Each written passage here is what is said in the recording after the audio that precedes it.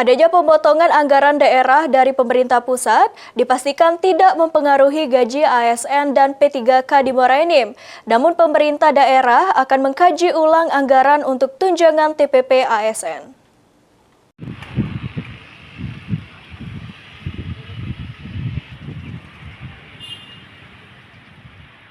Terkait adanya pemotongan anggaran pendapatan belanja daerah atau APBD dari pemerintah pusat sebesar 1,2 triliun rupiah untuk Kabupaten Muara Enim menjadi 2,4 triliun rupiah akan berimbas kepada pendanaan program dan pembangunan Pemkab Muara Enim. Guna mengatasi kondisi ini, pemerintah Kabupaten Muara Enim telah melakukan skema terkait anggaran Pemkab yang berimbas mengalami pengurangan.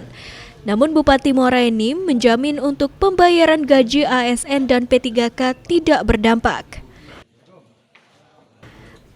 Bupati Muara Enim Edison menjelaskan, beberapa pendanaan program dan pembangunan dibagi mulai tahun 2026 mendatang, sedangkan gaji ASN dan P3K dijamin aman dari pemotongan.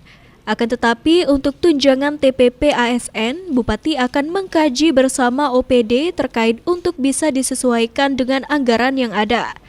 Hal ini penting karena TPP sendiri merupakan kebijakan daerah, namun semampunya tidak terdampak berat untuk tunjangan ASN. Pertama, tentang operasional termasuk gaji pegawai. Yang kedua, alokasi dana itu mengenai pembangunan fisik kan begitu. Mengenai tunjangan pegawai kan ada TPP itu. Nah, ini sedang kita kaji apakah nanti ada tetap seperti ini atau ada kebijakan lain. Karena tunjangan ini sifatnya kan kebijakan daerah. Kita akan melakukan kajian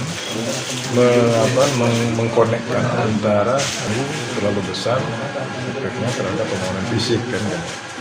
Pemerintah Kabupaten Muara Enim saat ini terus mencari skema yang terbaik agar kewajiban untuk mensejahterakan masyarakat berjalan sesuai program pemerintah dan memenuhi hak untuk ASN dan P3K yang sudah bekerja untuk melayani masyarakat Bumi Serasan Sekundang.